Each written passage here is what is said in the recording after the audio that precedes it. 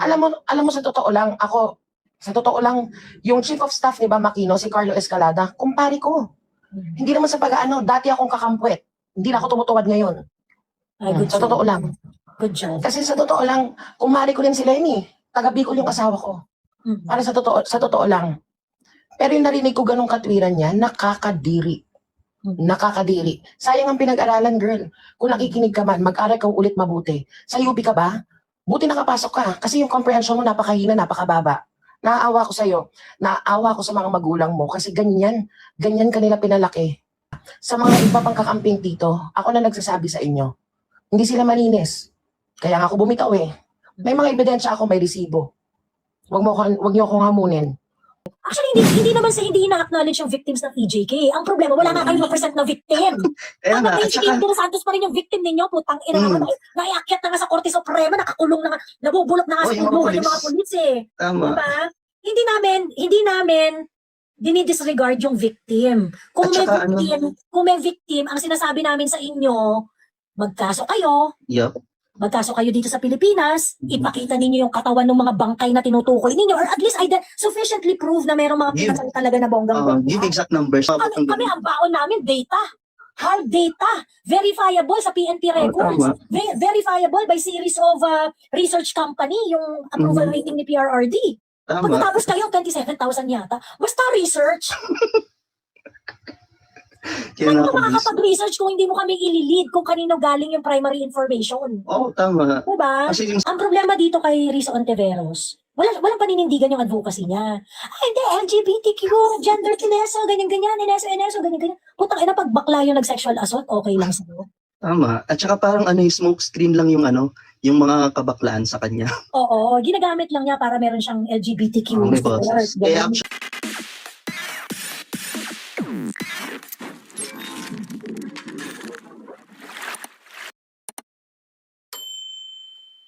Ngayon, sino pa yung gustong mag-kembot dyan? Ganon. Yung ano kasi nasusuka ko dun sa mga tao na pinipilit, na kailangan nating respetuhin ang ating residual obligation kineso. Parang, putang ina, willing kayo na i-open sa public scrutiny ang lahat ng nangyari sa Pilipinas before 2019? During the time na, na member tayo ng ICC? So the litigation is not gonna stop. That is not an act of a sovereign country. That's not an act of a sovereign country. Hindi ganyan dumiskarta ng isang bansang may laya. Ganun. Okay, another thing that I want, total marami ditong trolls at yung mga trolls makinig kayong mabuti, mga bagets, okay? Hindi porket hindi kayo agree sa Supreme Court, hindi ibig sabihin nun wala na tayong justice system. There are so many decisions of the Supreme Court that I do not agree. TRO nga, hindi ako agree eh. Diba? Okay? But we actually created a justice system that can actually correct itself. The correction may come in decades. The correction may come in years. But that is the enduring system that we created. And if you are a Filipino, your heart and your desire is to strengthen that judicial system. To strengthen that justice system. Para dumating tayo sa punto na, kasi nare-reklamo natin na mabagal ang justice, ganyan. Then ipaglaban natin. Bigyan natin ng tamang budget yung justice system. Gumawa tayo ng meritorious system para sa mga gustong magtrabaho sa judiciary. Let's work on it. Doon ko uubusin yung lakas ko, doon ko uubusin yung boses ko. Hindi yung aasa ko sa isang international court at sila ang paggagawan ko ng trabaho na hindi nyo magawa dito sa Pilipinas. Why? Kasi yung ICC pumapayag maging tool sa politika. Yung justice system natin doon sa Pilipinas ay hindi pumapayag na gawin silang tool sa politika ng basta-basta. Ganun. Miss Joey, gusto ko ang katulad kay Mojo. Kanina namura ang sexy hit mo doon dahil dyan fan mo ako, sabi ni Mr. Cool. Ay, Miss Joey, ang ganda na ginawa mo dito. You let other side to explain. Keep it up. Pwede naman silang mag-explain. Wala namang problema.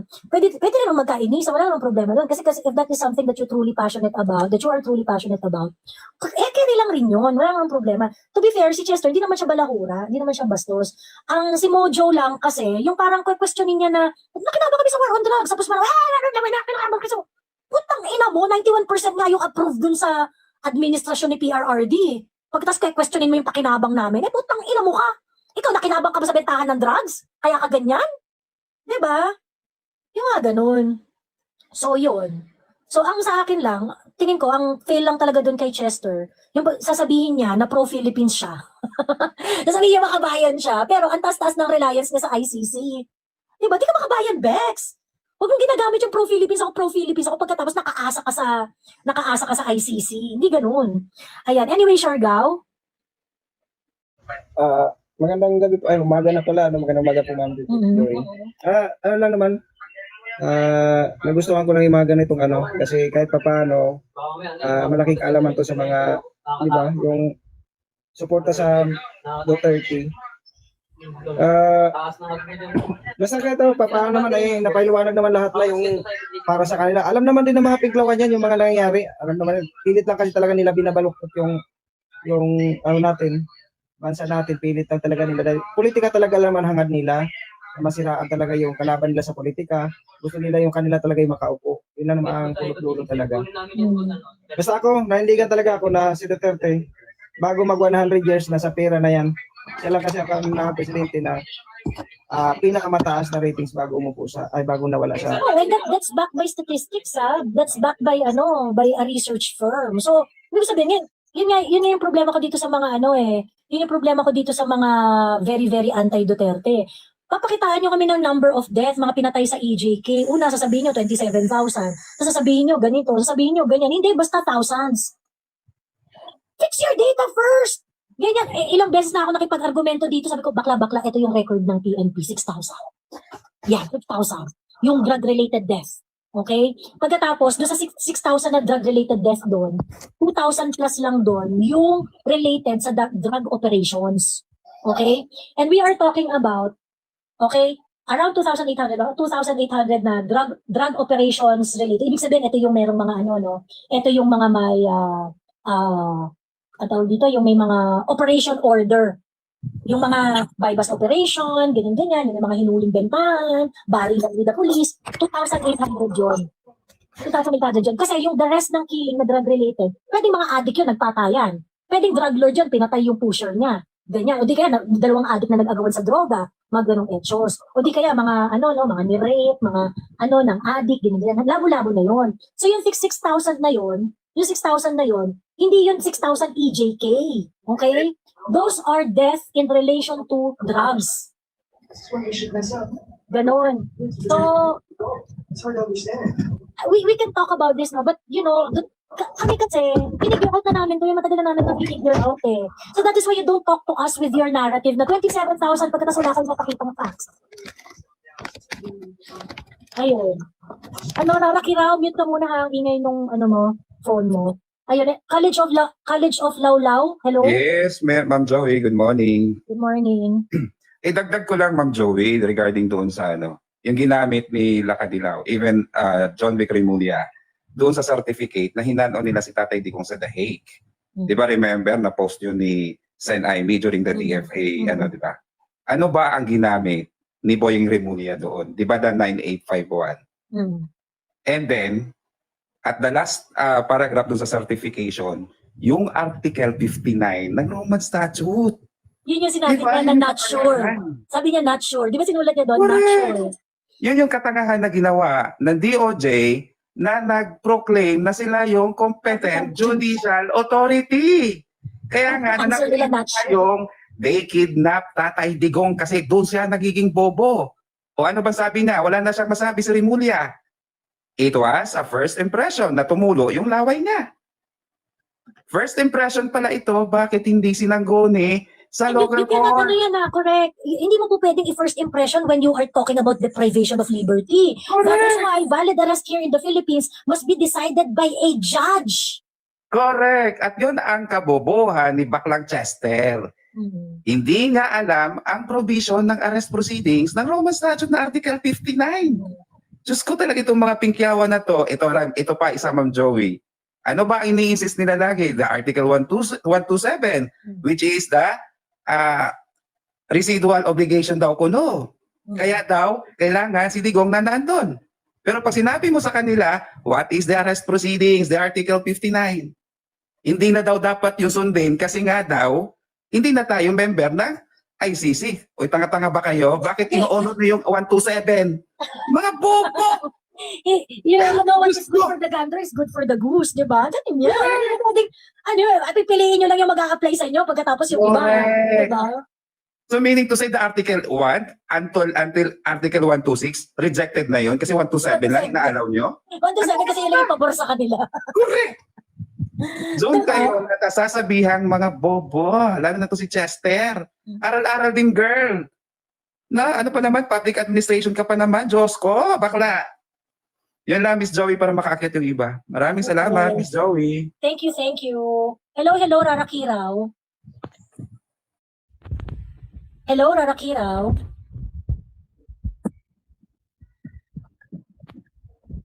Hello, Rara Kiraw. Ayan, hello, Rara Kiraw. Ano po? Kiss, ano ka muna, mute ka muna ha. Pagsalitain mo na si Rara Kiraw. Sorry, lumabas ako, hinihingal kasi ako. Ayan. Anong gusto Sorry mong po, i-share? lumabas ako ng terrace kasi natutulog na yung anak ko eh. Ay, okay, okay. Ay nako. Nakaka-high blood yan, putang inang Chester na yan. Minura niya yung isa, pues baka ko na makikimura sa kanya. Putang ina niyan. Wish na fair bakayan. naman kay Chester. To be fair naman kay Chester. Nauna si Rain. And to be fair naman kay Rain. Tama rin naman siya. Kasi parang ang entrada niya, ano, di ba? Alam mo, Ate Joey. Philippines. Ganyan. Bakla, pakuha nga ako ng sigarilyo ko. Dali. Tsaka ashtray. Yung putang inang yan, sabi niya public admin siya, hindi halata. Sa pananalita niya, napaka-rude. Ganun man tinuturo sa UP. Mga putang ina yan, sayang ang tax ko. Ala, Ha? ano, Rara Kiraw, may nagre-report sa'yo. Oo. Kasi kilala ko eh. Kilala mo ako, Ate Joey. Ay, no. Rara Kiraw, contents contain theme that some may find uncomfortable. If they remain in your life will be unavailable to some audience. Ayan. Rara Kiraw, ano ka na? Magsalita ka na para bumaba ka na, para hindi ka na para hindi ma-report yung live ko. Ayan, bilisan mo lang. Basta ako naniniwala ako na ang kabataan ngayon hindi na pag-asa ng bayan. Dahil sa mga ginagawa nila, nakakaawa.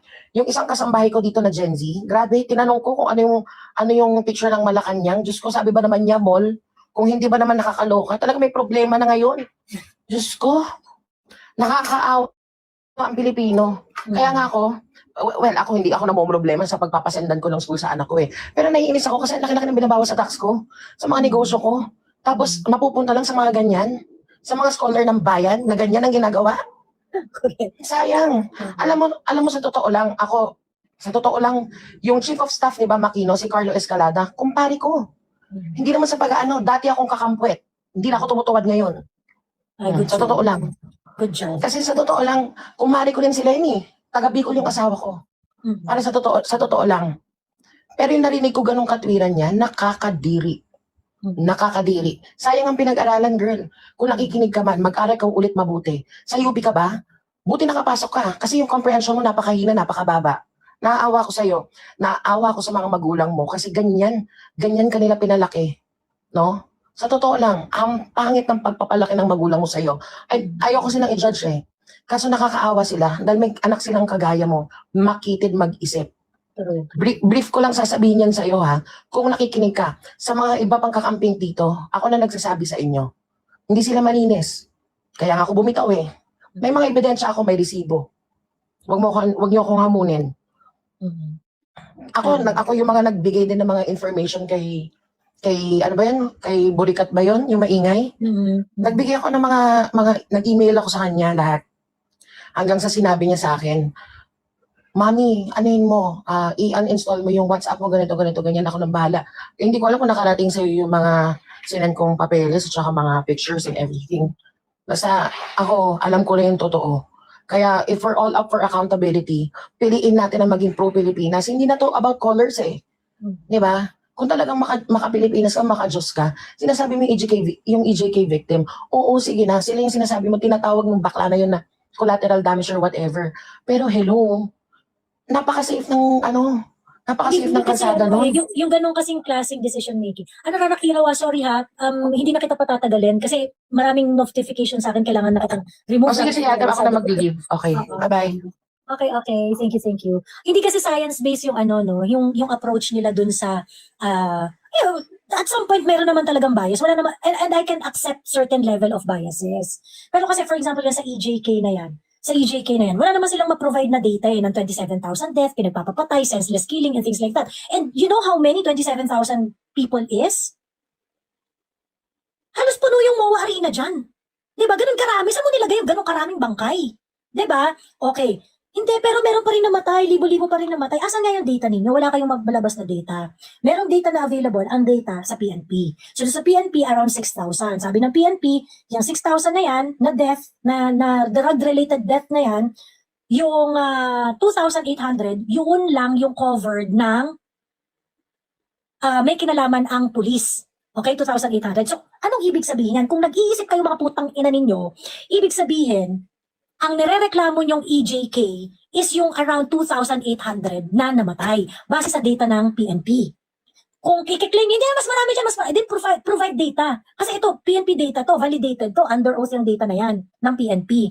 So ngayon, kung hindi nyo marirebat yung number na yan ang number na gagamitin natin. Okay. So ngayon, kung ang sinasabi ninyo, ay hindi, EJK sa panahon ni Duterte kasi siya ang nagutos. So basically, we're just talking about around 2,800 death that is related sa government.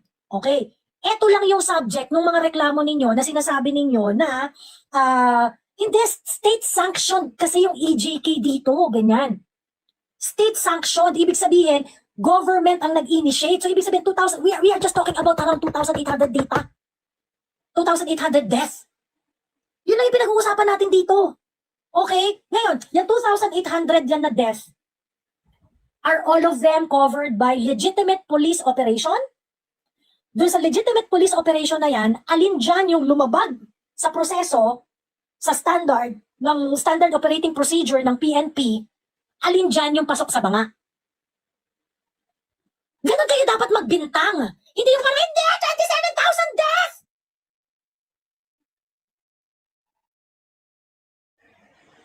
So yung 2,800 na yan, na sinasabi ninyo na awang-awa kayo na merong namatay, diyan nyo hahanapin kung ano yung senseless killing. Oo lang, Hims. Lang siya talaga. Lang talaga. Eh yung 2,800 nga na namatay sa valid police operations, hindi nyo ma-identify dyan eh, kung ano yung senseless eh. At bakit ko sinabing lang? Dahil yung 2,800 na covered ng police operation, it resulted into the clearance of how many barangays? 45,000 barangays. Alam mo ilang barangays yung yung drug-free barangay? Ilang drug-free barangay ang na-declare? Ilang barangay ang na-declare na drug-free? Because of this police operation that covers 2,800 killings. Yung 2,800 yan, may kasama pang pulis yan ha. May kasama pang pulis yan at saka mga government na workers dyan sa 2,800 na yan. So ngayon, yung 2,800 na yan lang, okay? Yung 2,800 na yan, ilang barangay ang nag-result into drug-free barangay. At yung barangay na yan, yung number ng barangay na drug-free na yan, ilang family ang nakatira bawat isang barangay. So ngayon, do I have to consume myself do sa 2,800 na yan? At itong bako ang lahat ng polisiya na ginawa ni Digong because of the 2,800 vis-a-vis 110 million people protected by the war on drugs? Merong misplaced do sa advokasya ninyo. Merong something wrong do sa advocacy. 2,800 na related sa drugs na initiated ng police. Ilan yung sumuko? 1.2 million na sumuko. What's the percentage? What is the percentage of 1.2 million? What is the ratio between 2,800 na namatay doon sa 1.2 million na sumuko? What's the ratio?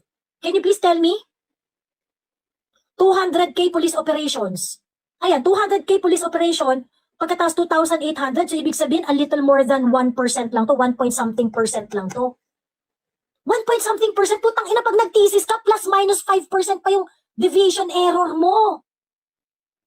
So ibig sabihin, yung 2,800 na yan, na meron kang 1,000, yung 2,800 na yan, na, I don't know kung ilang police operation yan versus 200K police operations, resulted into 2,800 na death. What's the efficiency level? Eh kung sabihin natin, yung 2,800 deaths, sabihin na natin na 2,800 operations, police operations. Sabihin na natin na ganon. Let's just take it 1:1.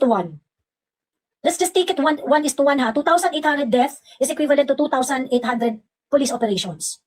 Meron kang 200,000 police operations. So what is that?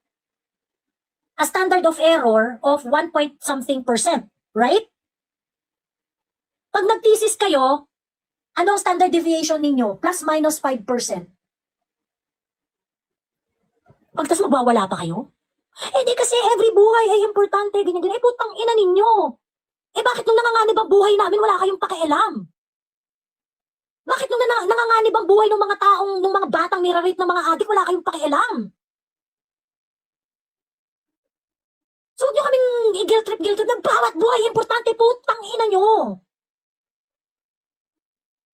Pag nalaslasan kami ng bag, pag naharap kami sa danger because of addicts, did you fight for our rights? Saka kayo makipag-usap sa amin kung kayo ay masigasig na nakikipaglaban sa karapatan at sa safety and security ng mga taong patas lumaban sa buhay. Pag hindi nyo kayang gawin yan, wag nyo kaming istorbohin sa 2,800 na buhay na gusto nyo ipaglaban. Okay?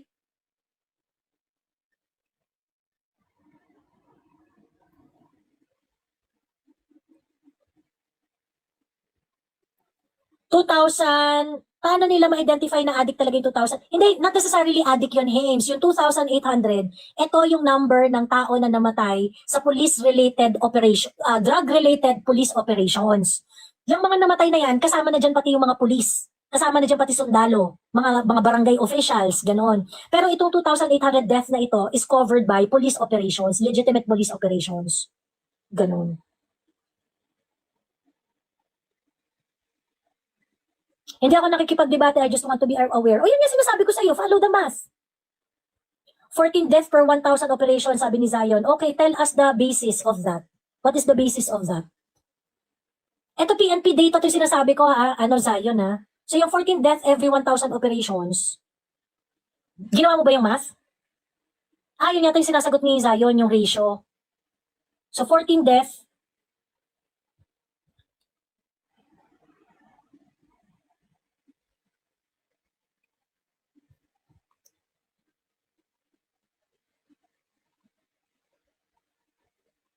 ginawa yata ni Zion yung math. Okay, wait lang ha.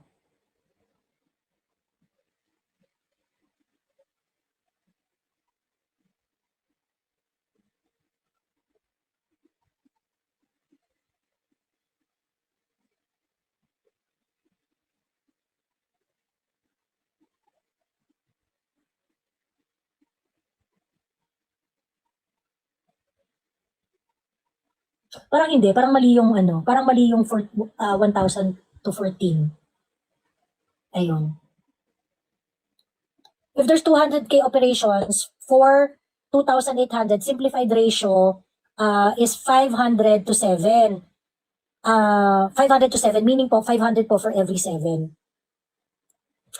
Ayan, Miss Joey, emphasize din yung sinabi ni Duterte na may sindikato sa loob ng pulisya. Correct. Ayun. Thank you for the math, Zion. Miss Joey, please, Ipokrito, Joey. Ako ba yung ipokrito, Mama Ru? Ba't ako naging ipokrito?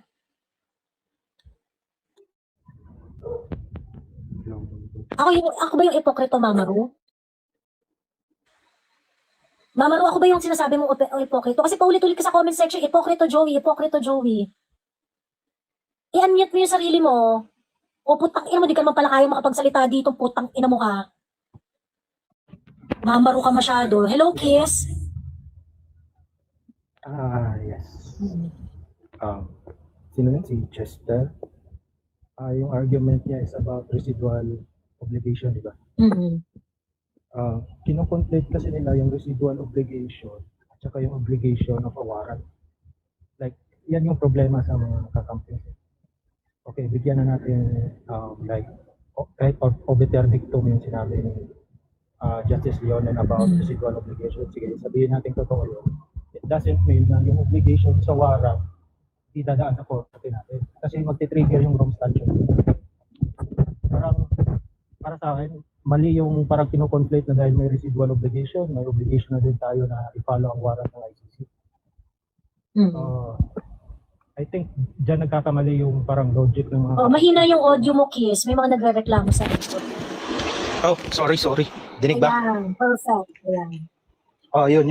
Yung kino-conflate nila yung residual obligation at saka obligation of a warrant, magkaiba yan. For me, sige, pagbigyan natin yung obiter dictum ni like Justice Leonen about residual obligation. Sige, may residual obligation tayo. Sige, file a case. But that doesn't mean susundin natin yung warrant kasi nag-withdraw na tayo. Iba yung obligation of a warrant eh. Dadaan yan sa korte, magte-trigger yung Rome Statute doon. Yun yung mali ng mga kakampings dahil parang sinasabi na dahil may residual obligation, kasali sa obligation na yun yung warrant. Mali yun. Correct. Kasi hindi mo Yun pwedeng yung- i-undermine eh. Dahil Pilipino ka, nag-a-apply sa ang Philippine Constitution. And it is the duty. Oo, kaya Kasi even the Rome Statute recognizes that. Diba? Yeah. Even the Rome Statute recognizes Tsaka kasali din- The just must respect the local laws. Yep. Kasali din sa obligation of a warrant is yung pagdetermina ng Bill of Rights ng tao. So dadaan talaga sa korte yan. Imposible yung ginawa nila na pagkuha kay PRRD nang dahil lang may residual obligation. Mali yun eh. Mali yun. Dadaan talaga sa korte lahat yan. Correct. Yun lang. Ayan. Okay. Thank you, Chris. Maraming salamat. Ayan. Hello, Finfin. Ay, follow niya si Finfin. Ay, madam. Naiyak. Oo. Follow niya yan, madaldal yan. Madam, in-screen record daw ako, tinag daw yung NBI. Bakit? Yung about nga dun sa kay Matibag nga, di ba, madam? Yung pagpasok doon nila yung paghuli nga daw kay Bato ng walang warrant. Oo. Kineme.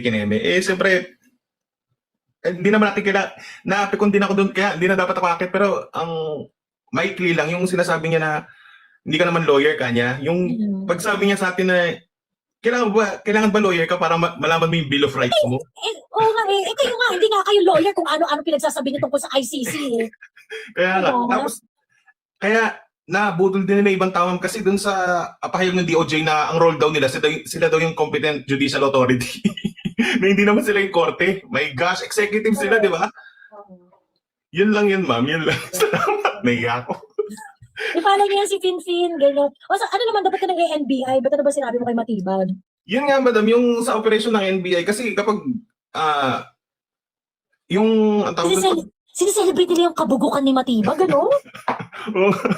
yung basta-basta ka na lang papasok, na meron daw silang tip daw doon kay Bato, na bigla silang papasok dyan sa may bahay-bahay sa Pampanga dahil nawala daw silang warrant, which is sobrang illegal nun eh. Correct. Yun lang. Ano ang pangalan niya? Finfin. May nagtatanong dito sa YouTube. Yeah. Follow guys, pampitong account. Ayan. Pampitong account mo na ba? Oo, pampitong account na. O, lagi nakikipagbardagulan to sa TikTok. Follow niyo. Promise. Ayan. Ito lang yung live na. Ayan. Oo, mag-join kayo guys. Tapos ay, tsaka yung ekolog yung si Ralph De Leon na sa PBB siya na nag-speak sa mga kabataan. Alam mo, ito si Ralph De Leon, ayop ka.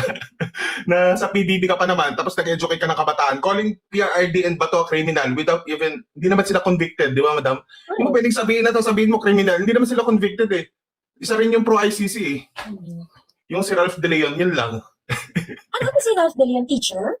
PBB, housemate. Housemate. Yeah, yung show nila ma'am, yung mga kabataan, yan.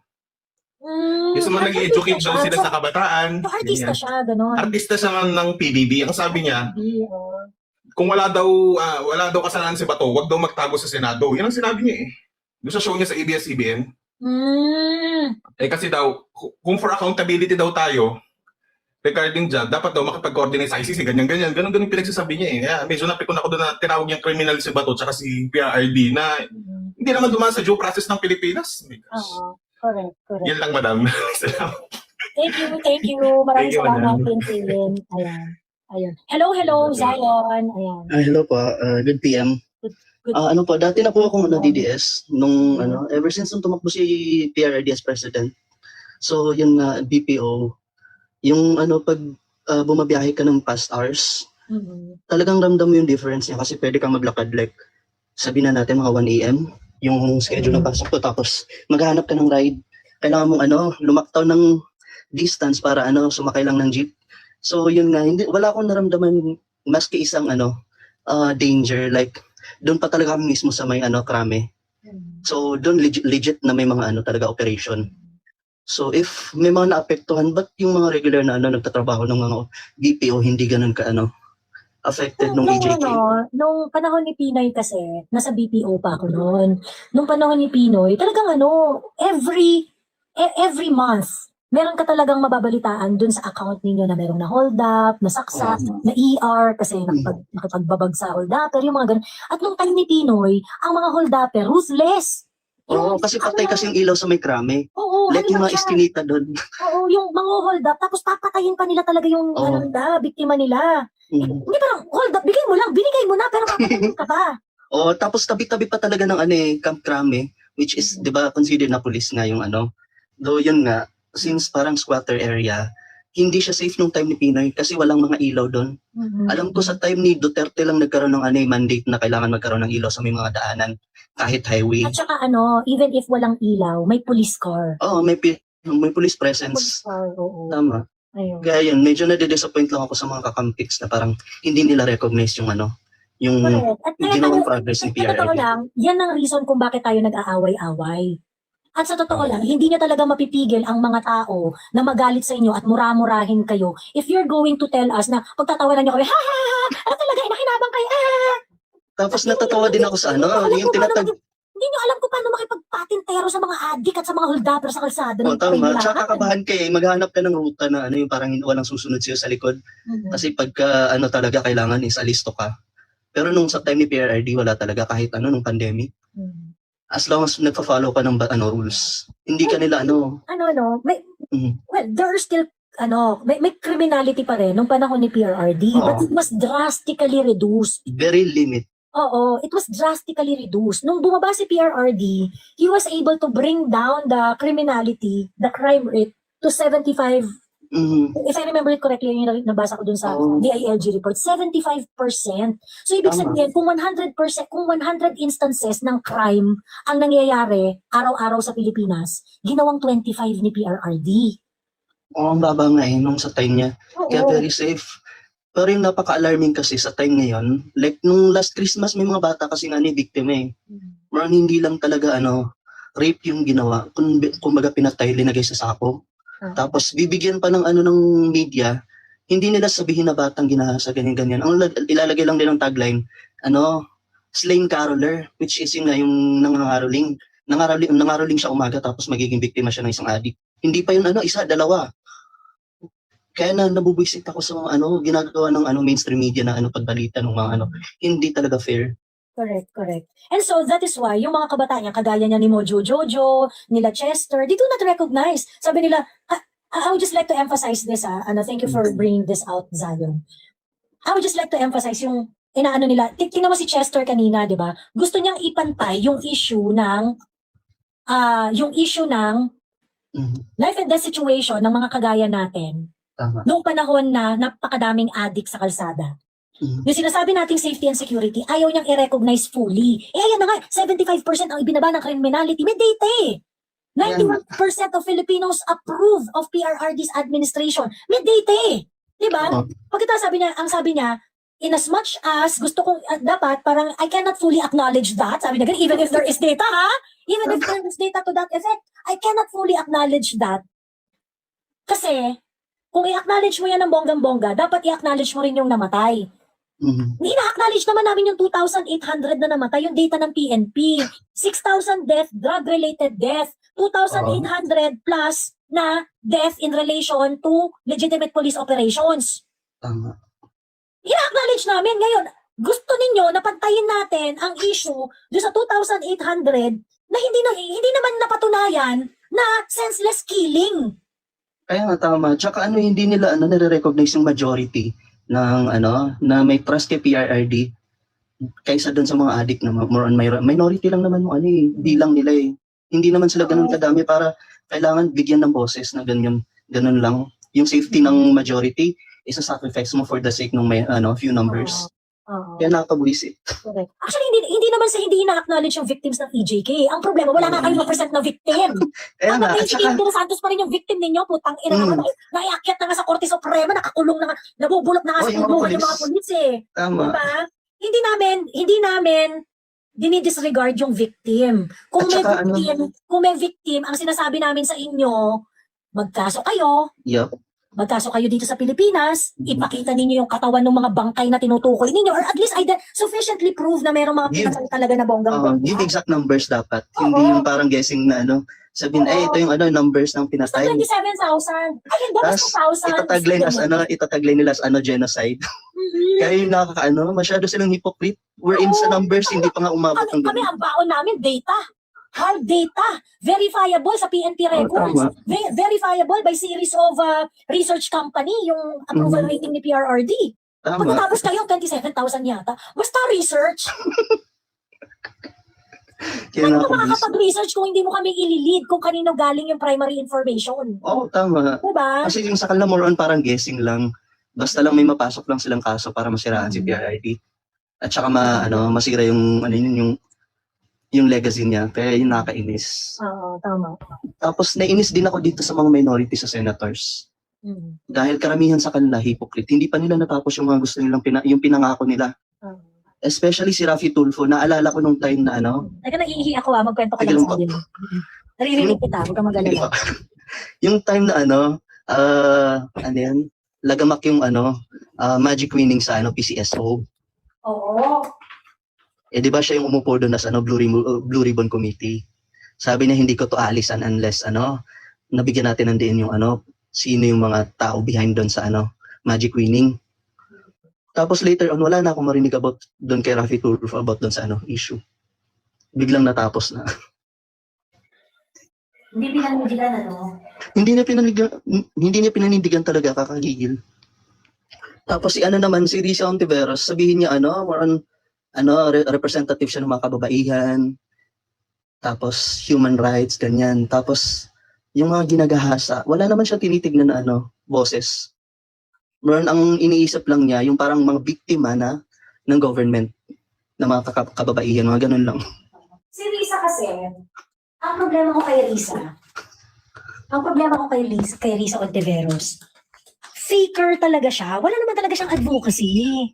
Wala naman. Hindi parang, kasi ganito, okay. Meron kang mga bagay na pananiniwalaan sa buhay, mga pagpapagod ng karapatan, pag ganyan, and things like that, ganyan. But you have to consistent in doing so. Diba? Ang problema dito kay Risa Ontiveros, walang paninindigan yung advocacy niya. Ay, hindi, LGBTQ, gender kineso, ganyan-ganyan, ineso, ganyan-ganyan. Putang ina, pag bakla yung nag-sexual assault, okay lang sa'yo. Tama. At saka parang smoke screen lang yung yung mga kabaklaan sa kanya. Oo, ginagamit lang niya para meron siyang LGBTQ. May boses. Eh actually hindi lang naman siya yung gumamit. Hindi lang naman siya yung nagpasa ng law about doon, 'di ba? Dumaan din yun kay kay Miriam Defensor. Oh. Hindi naman Diba siya yung tawag dito, si Amy. Actually, mas maganda si yung Amy version din. ni Amy dun, kasi yung kay Amy, ang sa kanya, civil union, recognition of civil union ng mga LGBTQ. Para ang importante naman dito, mabigay natin yung karapatan sa same-sex, couple, ganyan. So, recognize it as a civil union that will actually bring forth yung same rights ng married couple na you call marriage, ganyan. Ayun. So parang same banana. Ganun. Yung meron pang eksena tong si Risa Ontiveros yung sa Pogo. Na-mention ko na to kaninang nagbaga ka-start ko lang ng live. Yung ang inaano nito ni Risa, ay hindi, Pogo is bad because it's good. Ganyan. tama. Pogo is bad because it is good. Putang At ina. saka actually bakit ayaw nila ng Pogo dahil daw malululong sa sugal yung mga Pilipino? Hindi naman Pilipino yung nagsusugal sa Pogo. Tama. Diba? Pagkatapos, ngayon, lulong na lulong ang mga Pilipino sa scatter. Exactly, actually sugal din. Oo. Kasi yun nga yung ini-endorse ni na Vice Ganda. Oo. Hindi nila nare-realize Pogo yun. Hindi ka offended. Ano yun? Kaya masyadong hypocrite yung mga nila, yung stance nila about sa ayaw nila ng Pogo pero till now 2026 na meron pa din Pogo. Andyan. Tapos may-ari pa ng school yung may-ari ng Bingo Plus.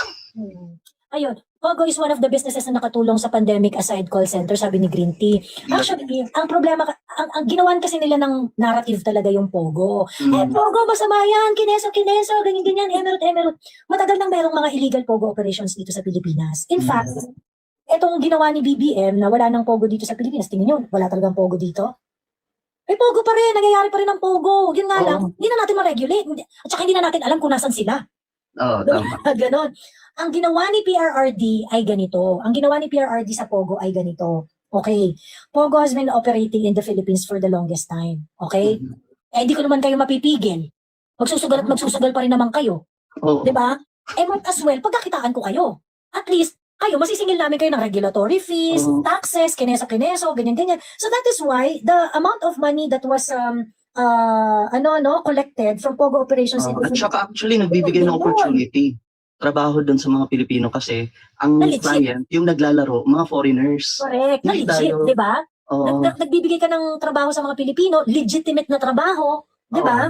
Hindi black market, hindi Black market hindi. So, dahil legal yung mga Pogo operations, pati empleyado nila covered ng HMO. labor laws, di ba? Yun ngayon, iba na kasi yung mga ininggan yung mga maglalaro is mga Pilipino. Tapos every visit sa YouTube, makita mo yung mga ads nila. Palaging lumalabas yung ads ng mga yan yung Pogo. Kaya nakakagigil yung hypocrite nila. Ayun. Anyway. Ayun. Zion, meron ka pang gusto idagdag? So far wala na po. Ayan. Hello. Thank you, Zion, ha. Maraming salamat, ha. Sige Hello, po. si Haya. Ayos, Choy. Ang buntag sa tanan. Pagsasabihin sana kita ng tindahan pero sabi ni Anli Rai, gusto ko niya i-defend yung position ng mga pinks. Sige, pero Unahin mo naman po si Anli Rai. Hello, Anli Rai. Diyan ka lang si Haya. Hello, Anli Rai.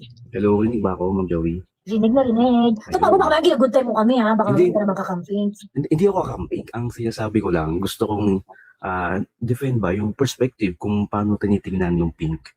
Yung mga nangyayari. Oo. Ang maganda yan. Sige. Kasi ang napapansin ko, para tayong combative lagi eh. Both sides. Na parang ang tinitira natin yung ano ba ang bubobo nyo, ganyan. Both sides yun, both sides, no? Na parang tingin ko kasi, biktima rin din sila nung nakikita nilang yung circle lang nila. Kasi ang tawag ito, yung parang ano ba yung familiar kayo sa, di ba? Yung cognitive dissonance na tinatawag.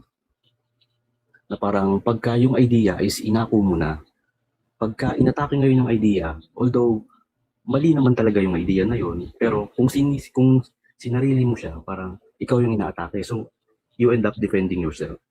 Kahit na illogical na yung idea. Pero kasi Anli Rai, ang discussion naman is not just about bobo kayo, ganito. Ang mga pink sasabihin nila sa mga DDS, ay bobo kayo, ganyan. Pero hindi sila nagpapaliwanag. Ang mga Duterte supporters, pag sinabi namin bobo yung mga kakamping, meron kaming reason kung bakit namin sinabi yun. So there's no dissonance there. Dun sa part ng mga, well, at least para sa akin, ha. Kasi ako hindi ko naman sila sasabihin ng bobong, hindi sila nagpapakita ng kabubuan. Ganon. Yes. Actually. Ngayon, ang tawag dito, ang problema kasi, ito lagi ko sinasabi, no? For me kasi fallacious yung hindi, dapat wala tayong kinakampihan. Dapat bayan lang ang iniintindi natin. Ganyan. Of course, intindihin natin yung bayan natin, yung kabubuti ng bayan natin. Pero you cannot say that people should stop supporting their political alliance just because gusto natin na magkaisa tayo. Pwede tayong magkaisa ng iba-iba. Hindi nyo pwedeng pilitin ng mga tao na kalimutan nilang pagiging DDS nila para lang magkaisa tayong lahat. Kasi unang-una, kung kunwari, maniniwala ka si Lenny ang binoboto mo, hindi si Lenny. Meron ba kayo nakitang Duterte supporter na namimilit dun sa mga Lenny supporter na, huwag mo na gusto yun si Lenny, ganyan. Wala naman, ang Duterte supporter, kung ayaw mo si Inday, okay lang, wala namimilit. Kung ayaw nila kay Inday, walang namimilit sa kanila na gusto nila si Inday. Pero, could you say the same dun sa mga kakamping na pag ako nalaman nila na si Inday ang sinusuportahan mo, hindi, bobo ka agad, antimano. Diba? Tama. So, ngayon, I refuse to be put in the same order sa kakamping at saka sa mga loyalista. Kasi unang-una, Duterte aligned, yung mga like-minded na mga tao na nag-lean towards the Duterte side. Many of them are not really DDS. They just really find reasonable justification dun sa ganong uri ng politics. I did not start as a DDS. Sinasabi ko, hindi ako DDS. I started that way. Sila rin naman nasabi sa akin na DDS ako. ganyan. Can I get out of my political bias and join St. Paul as to the call of pinks, yellows, and others? Ganyan. Of course, yes. Of course, yes. Yung tawag dito, nung nag-file ng kaso sila Shelo Magno, sila Lesion, tungkol sa PhilHealth na yan, I posted about it. This is sabi ko pa nga ganun dito ako bilib sa mga dilaw Kasi sila pagka mga ganito, kaya nila mag-file ng kaso. I remember Dare to Ask and myself talking about it na kailangan mag-convince tayo ng mga abogadong Duterte aligned na dapat ganyan din sila, dapat magkaso din sila, dapat pumunta rin sila sa Supreme Court, dapat aggressive rin tayo sa mga legal steps natin. Ganyan. Ako, na sinasabi nila at pinaano nila na, hindi, DDS ka, ganyan. Oo. Pero at the same time, kaya kong lumabas doon sa aking political bias and do the right thing. Ang tanong, ka-level pa natin yung pink at saka yung mga loyalista? Hindi. Because even if they know the right thing to do, hindi nila gagawin. Like for example, alam nila na adik si Bongbong. Ngayon naniniwala na kami sa pink. Tama kayo, nagkamali kami, adik nga pala talaga si Bongbong. Are they doing the right thing? No. Because that is not advantageous to them politically. Sa akin kasi din, parang may dalawang side ang pink sa tingin ko, no? Una, yung mga nangloloko talaga ng tao. Yung alam nila yung totoo, pero binebend nila yung yung mga information para mag-lean doon sa gusto nilang ipakalat. Ngayon, meron na kabilang side ng pink na yung listener lang, yung mga nakikinig, yung mga nabibiktima ng mga nanloloko na yon. So kaya nga natutuwa ako rito, Ma'am Joey, sa ginagawa mo kasi nagkakaroon ng avenue yung mga tao, mga kapwa natin Pilipino na nag-a-align doon sa mga naririnig nila. Kasi meron silang di ba, parang bubble na doon lang yung information na naririnig nila. So kaya nakakatuwa itong ginagawa mo kasi nagkakaroon ng chance ngayon yung pink na marinig yung side naman ng mga pro-Duterte. Actually, Andy Wright, sorry to cut you off, Andy Wright. Natatandaan ko noon, meron akong nakausap dito sa TikTok. Sabi niya, pink talaga yung preference niya. Kaso nga lang, lagi raw akong lumalabas dun sa algorithm niya sa Facebook. So parang, na-curious, parang ano naman itong mga sinasabi na to? Tapos sabi niya, actually, Miss Joey, when I read you, I find it really uncomfortable kasi upos talaga siya dun sa pinaniniwalaan ko. Sabi niya gano'n. And some of what you've said really made sense. Sabi niya gano'n, it really made sense. Kaso nga lang, parang naiinis ako kasi tuloy ngayon, nakukonfuse na ako. Sabi ko gano'n. Sabi ko, ang problema kasi, yung pink thought leaders, yung mga yellows, they are doing disservice doon sa politics ninyo. Ganyan. Mga Duterte supporters, nag-aaway-aaway nga kami Nag-aaway-aaway nga kami kasi parang, hindi kami naniniwala dyan, hindi, ganyan, etc. That really shows how organic we are. Yun Yes, yung how organic we are. Now, we are different thinkers here. Independent thinkers here, ganyan. Pero ngayon, kayong mga yellow pink, yung mga thought leaders ninyo, nakikipag-alay na kay BBM. Kayo na hindi agree sa ginagawa ng thought leaders ninyo, hindi nyo sila pinakall out. O yun nga kasi. Sabi nga, si Bato, si Bongo, nakakatikim ng katerbang panglalait. I mean, kakampi namin sila at pinagtatanggol namin sila. Diba? Yes. Pero, hindi sila huli ka. Nakakatikim sila ng criticism sa mga Duterte supporters. Kaya yung sa sinabi mo nga, Ma'am Jo, na yun nga nararamdaman nila parang masakit nga daw kasi doon ko pinapasok yung cognitive dissonance na tinatawag kasi nga ang tingin nila yung idea na yon na naririnig nila sa mga leader nila inaangkin na nila. So parang in a way, sila yung natatamaan. Kumbaga masakit yun marinig totoo, yun yung nangyayari. Kaya nga, yun, ino-encourage ko rin yung mga pink na umakyat dito para mag-discuss. Although natatakot siguro yung iba kasi nga, tulad noon nga, siyempre, sasabihan nga talagang bobo, kung bobo talaga yung statement. Ganun talaga, ganun ang politika. Oo. Ganun talaga ang politika, gagawa ka ng kabubuhan. Siyempre, sabihin namin, bobo yan. Yes, yun nga. Diba? Kaso, Ganun narinig talaga kasi. yan. Ang as if naman, di nyo kami binabalasubo sa mga GC ninyo, di ba? Correct. But, kung gusto niyo magbalasubasan tayo ng harap-harapan. At kung magbabalasubasan tayo, wag nating kalimutan na i-put forward kung ano yung justification sa mga claims ninyo. Kagaya niyan, kung gusto niyo makapag-usap sa amin tungkol sa mga EJK ninyo, huwag niyo kami sasabihan ng 27,000 just research. Huwag niyo kami sasabihan ng gano'n. Kasi again, ito yung mga reasons kung bakit hindi tayo parehas. Diba? Ito yung mga reasons kung bakit hindi tayo parehas. So yun nga, kumbaga dito nagkakaroon ng reality check yung sa pink na side eh. Kasi pag narinig nila yung side nyo na hindi sila aware, syempre yun nga, isipin nila sila yung inaatake. Although, ang inaatake lang naman yung punto na mali. No? So yun nga, doon nagkakaroon ngayon ng yung pink. Natatakot din umakyat kasi nga, baka sumasabihan ng bobo kasi bobo naman talaga yung argument kung mapatunayan. Pagka pinunto natin ngayon dito, ganun. Ako nga, araw-araw nilang sinasabihang bagsak sa bar, nasasaktan ba ako? Umiiyak ba ako? Ad-hominem Ako na, di ba? umiiyak eh, di ba? Lagi Yes, nga ako oo. sinasabihan, maligo ka, umiiyak ba ako? Ako umiiyak eh. Di ba? Pero tignan mo, Ma'am Joey, no? Dahil sa mga ganitong discourse, tulad ko, narinig ko yung ICC procedure, kung paano ba nag-detect yung ICC. Pati yung yung ratio ng police operation, tsaka ng casualty, death na nangyari ng drugs. Yung mga ganyan, naririnig yan ng mga pink na, hindi yung mga thought leaders, syempre, yung mga tao lang din na nakikita lang nila yung side ng thought leaders nila, naririnig ngayon nila, nagkakaroon ng chance na pumasok ng bagong idea. Kaya nakakatuwa itong ginagawa yung Discord, Ma'am Joey. No? So, congratulations talaga dito. Hopefully, continue lang natin para marinig din ng mga pink na nakakarinig lang nung side nila. Oo, actually ang gusto kong marinig talaga, ang gusto kong makaganito, yung mga sobrang rabid na mga pink. Kasi ito talaga yung ito talaga yung parang, alam mo yon, yung mapanglait sa kapwa, yung mga parang feeling nila tama lahat yung interpretasyon nila sa lahat ng bagay, yung mga ganun. And they felt that their politics will save the Philippines. Yun yung worst of all. No, your politics is putting us in the worst scenario, in the worst situation. Diba? So, Yes. actually, yun yung mga gusto kong kausapin. Yung mga, kamag-anak niyong kakamping na ayaw magpatalo. Yan. Yun nga eh. Kaso ang nakakainis lang din kasi, Ma'am Joey, yung sa pink na side, pati hindi nila encourage yung mga thought leaders nila to have this kind of na usap na mag-clash, di ba? Tulad ng ganito, para magkaalaman kung sino ba Kasi- yung malapit sa punto. Oo. Kasi mabibisto na narrative builders lang sila na wala silang basis. Na yung narrative nila, narrative lang talaga. So hopefully, Sabi gusto yung eh. mga kasama natin dito ang pink, Hmm. yun ang tingnan. Kung kaya ba makipag-discourse ng mga thought leaders nyo, Hmm. edi, di ba, ibangga nila. Kasi anong nangyayari, yung ibang pink lang na naririnig nila yung thought leaders nila, sila yung maakyat, not knowing all the details, sila ngayon yung tatamaan na bobo, which is talagang bobo naman yung argument. Kaya yun. Correct. Ganun lang yun. Kasi kung baga kunwari, ang pangalan nito, marami na akong nakausap na pink na very, very reasonable. And ako naman, kung hindi ka naman bastos sa akin at hindi mo rin naman ako babalahurain ng bongga. Hindi naman kita babalahurain eh. Pero yung iko-condescend ako, mas magaling din ako dyan. Diba? Iisa-isahin ko rin talaga iisa-isahin ko rin talaga yung mga kaputahan ninyo sa buhay. Ayun. Ganun talaga. Kasi alam mo, ang tawag sa Anliray, okay yan eh, yung parang, wag tayong mag-away, mag-usap-usap lang. Pero yung mga ganyan, hindi yan matatandaan.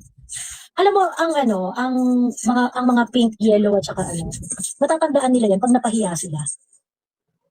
Matatandaan nila yan. Hindi nila tatanggapin yan habang nag-uusap kayo. Pero darating sa punto ng buhay niya, na marirealize na, putang na tama ang mga BBS. Yes, actually napansin ko yan eh. Kasi matagal naman na akong listener sa'yo. Nung post-election siguro, parang nagbabak, back-listen ba tawag sa Pero yun nga, maraming mga pink before, pero habang nakikinig, matagal, hindi siya, siyempre, pag may bagong idea, pinigilan mo agad yan sa sarili mo, pag against sa'yo. Pero pag tagal, naluluto yan sa loob eh, na parang dahan-dahan yan. Malalaman nila, parang mali nga talaga yung... Tapos magpapalit na lang account yan, Anliray. Magpapalit na lang account yan, tapos DDS na sila nito. mukhang based sa experience yan na. Marami akong conversion. Kasi unang-una, yung iba kasi, hindi lang rin talaga nila alam. So kumbaga parang at the onset, nasanay lang sila naman balasubas. Kasi ganun yung circle nila, nang babalasubas talaga sila. Pero pagka napahiya yan sa usapan, kakambyo yan, na parang, ay, teka, parang mali nga tong eksena ko, ganyan-ganyan. So makikinig na yan. Mag-research na yan. Mag-aaral na yan ng mga, ng mga political position niya. Huwag ka sa marirealize na, putang ina, tama nga, no? Kaya nga threat ka, Ma'am Joey, pagdating sa... Kaya nga nila ako gusto ipakulong, di ba? Kaya nga nila ako gusto ipakulong dahil sobrang daldal ko. Yung conversion rate mo, tingin ko talaga mataas eh. True. Ayun lang naman. May nagsabi sa akin na may nagsabi sa akin mga PR groups. Tingin ko rin eh. Napapansin ko rin kasi talaga eh. Kasi may mga umaakit na pink sa umpisa galit. Kasi madang huli, may mga partner na umaagri na sila, ganyan. Kaya yun. So hopefully, yung mga kasama natin dyan na pink cleaning, continue lang, discourse. Kung sa tingin nyo, mayroon naisip kayo na point nung kabila, na tingin nyo may point naman ko, i-bring up nyo. Huwag kayong matakot na barahin kayo. Okay lang eh. Kasi kung mali talaga, mali. So yun, hopefully, continue lang mga pink, achat lang kayo.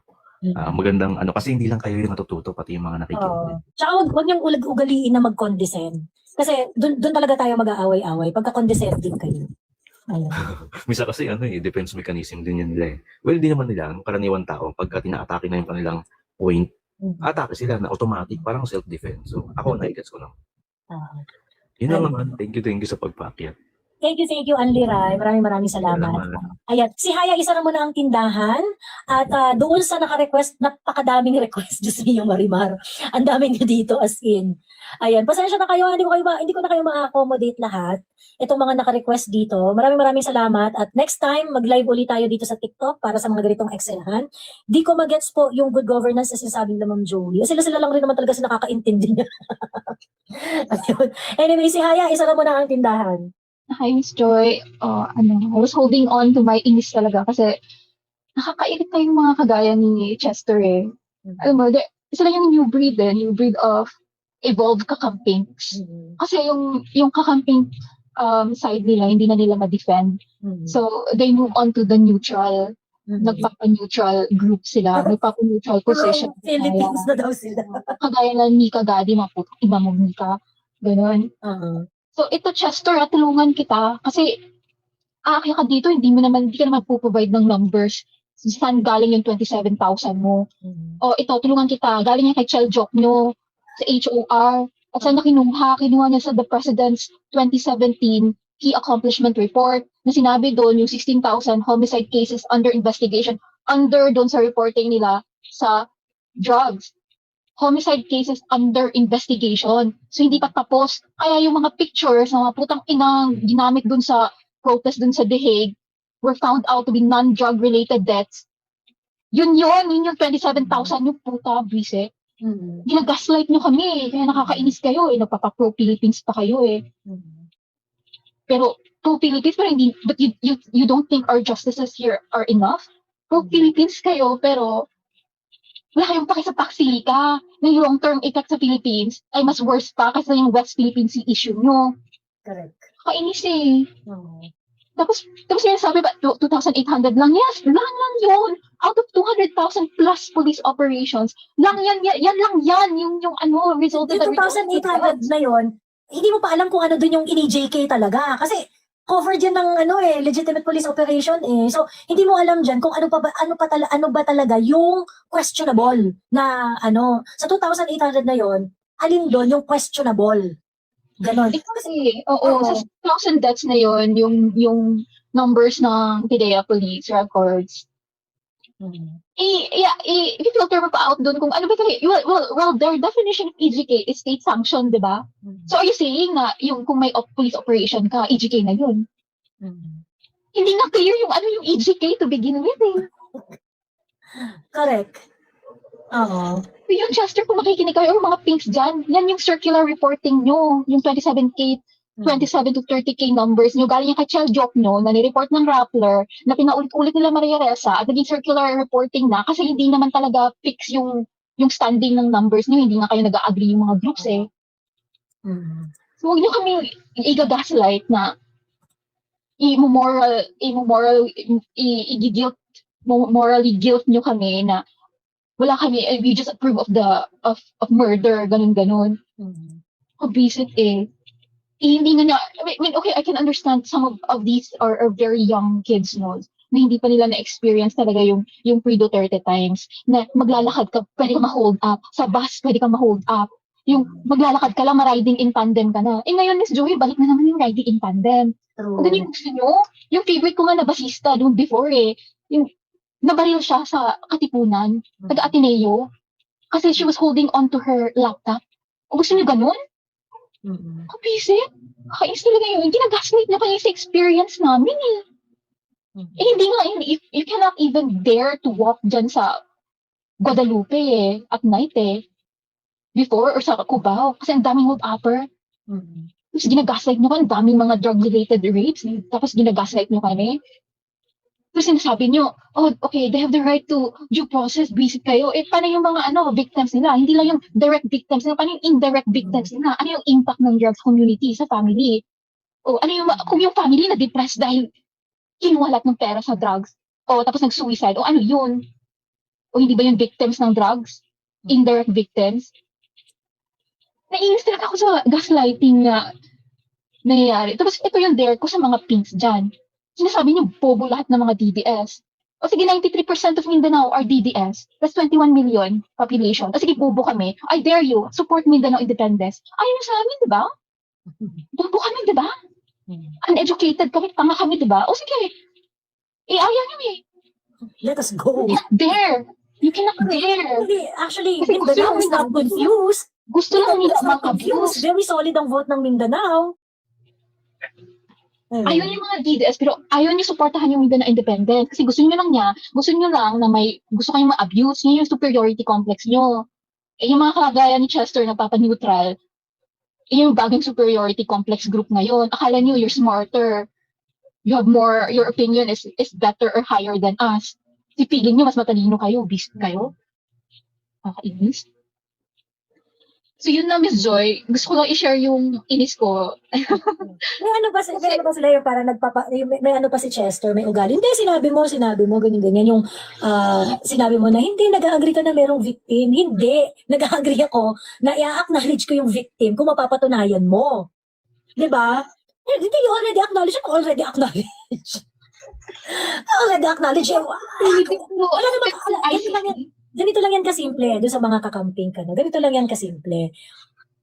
Wala kaming magagawa kung meron kayong ebidensya.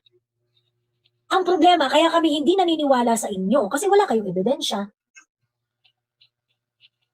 Miss Joy, yung pro-Philippines, this is your time to be pro-Philippines. Our judicial sovereignty is under attack. Yan yung pinaka-time na magiging pro-Philippines kayo. And you failed. You failed so badly. Hindi kayo pro-Pilipinas. May colonial mentality kayo, putang inang visit. Idagdag ko lang pala dun sa argument ni Mojo Jojo before ako mag-end live. Dagdag ko lang. Kasi di ba yung parang, sabi ni Chester pala, yung hindi, it doesn't work that way. Yung parang, yung hindi kailangan na 27,000 yung petitioner, ganyan, hindi ganyan, etc., ganyan. Kasi, yun nga yung legal strategy ng mga, prosecutors sa The Hague. So, ang ina-attempt nila na patunayan is the scheme. And the scheme is so brutal that it actually resulted to massive killings, ganyan. Ang problema kasi, wala namang killing by representation. Wala namang killing. Kung sasabihin mo na, ay hindi, itong scheme kasi na to, nagresult to ng this much death, ganyan. O, magano ka muna? Magpakita ka muna ng at least na 27,000 na death.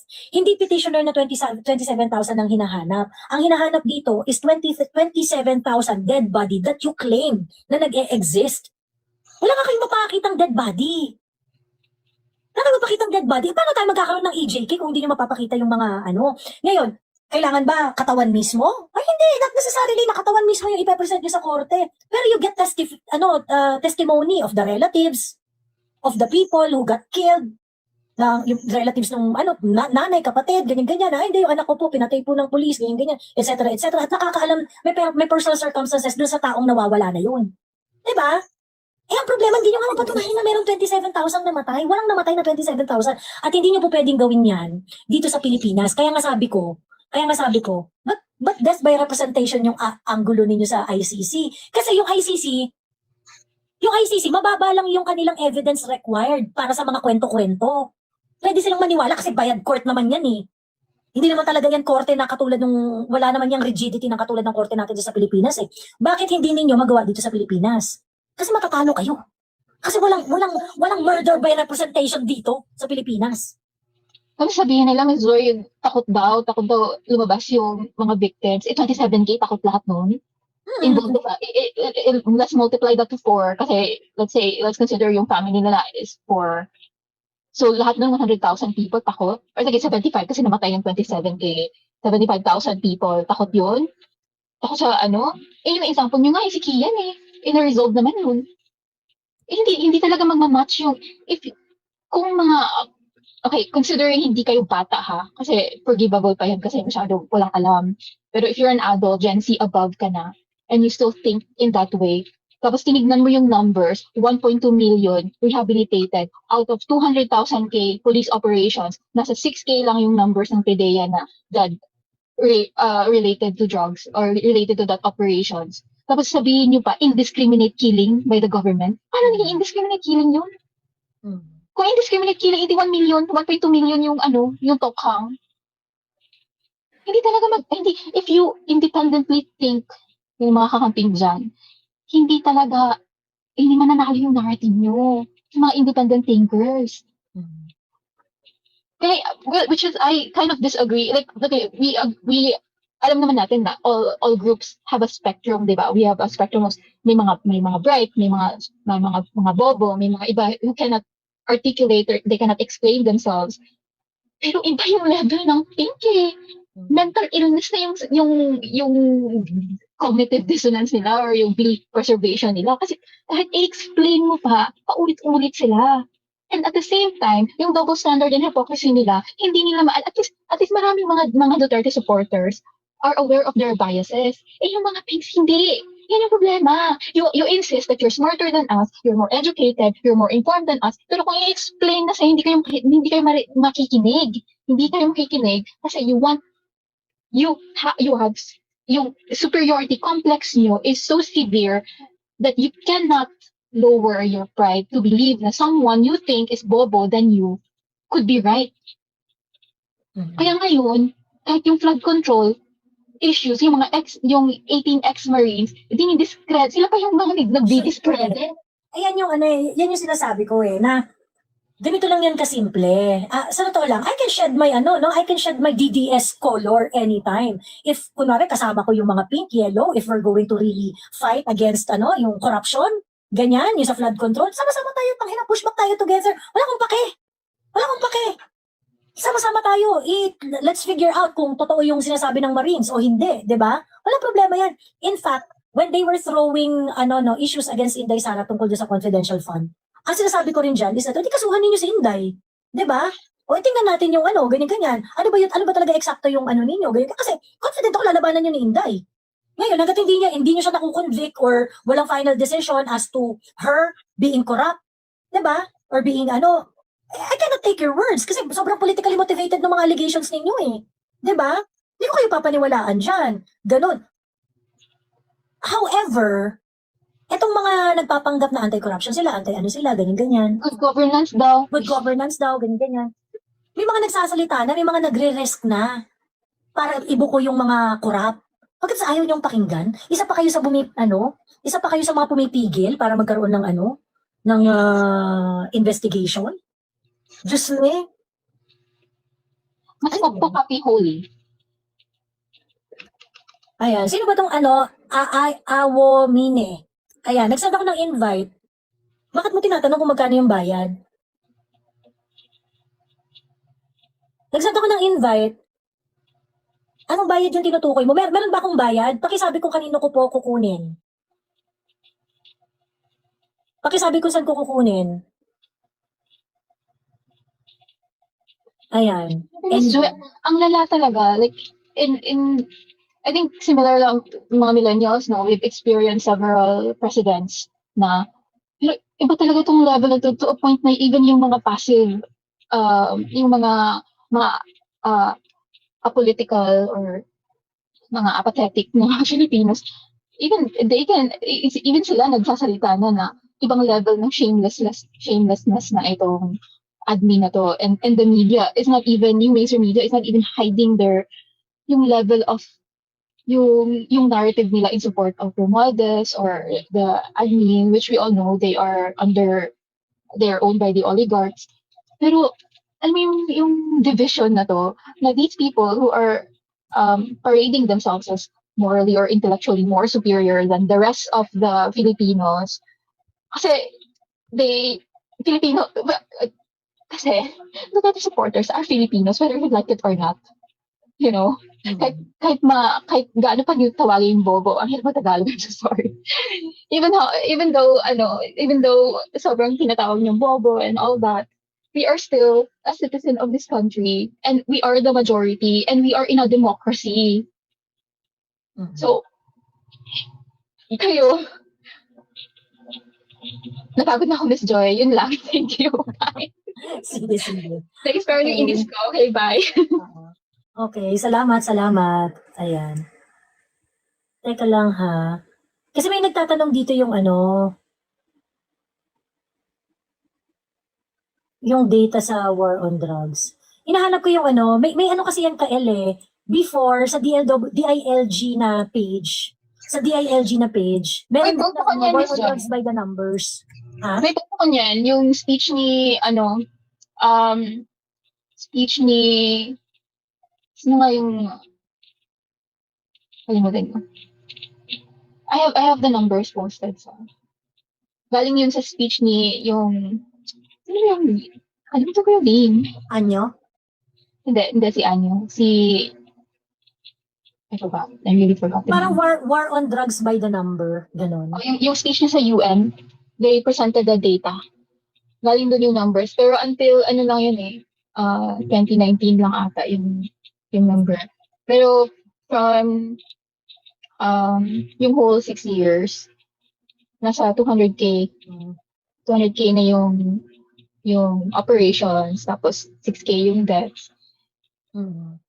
And 1.2 million, 45,000 barangays cleared. Mm. And yun. And then yung 27 to 30K, yun yung number ni Chel Diokno na sinircular reporting nila Maria Ressa at yun yung kinuha nilang narrative ng international news kasi alam natin, Maria Ressa has international reach, di ba? At saka yung mga writers na mga Reuters, yung mga ganun. Mm. Yun. Ayan. Okay. Alam mo lang, Miss Joy, Ha? tomorrow, today, mamaya pala, is yung, ni Tulfo, di ba, ni Rafi Tulfo, yung Ribbon. Matutuloy kaya? Ay, sige, tutuloy nila. Pero parang hindi pupunta yung hindi pupunta yung, hindi pupunta yung 18 Marines. Pero, So, ang magsasalita lang yan, yung mga sila Matibag, sila John Vic, ganyan, mga ganun lang. So, hiring-hiringan lang. ex-Marines. So, paano yun, Miss Joy? Dalawang Blue Ribbon Committee? Well, I do not know. Kasi, ayun na ang problem.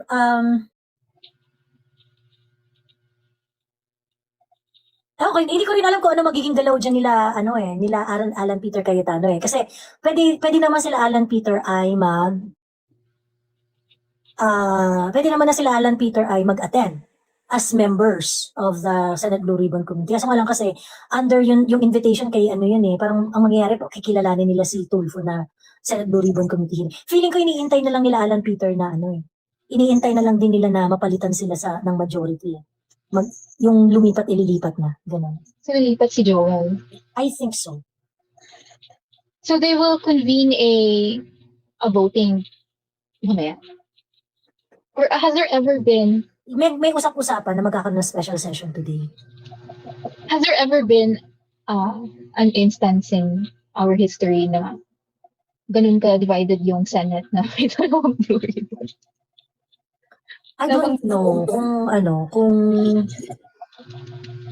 do not know kung merong ganun sa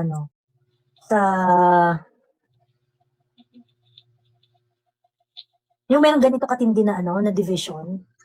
Ganon. Pero ang nakakahiya kasi yung ang nakakahiya yung ayaw i-recognize yung kung ano yung pine-prescribe ng batas, ganun.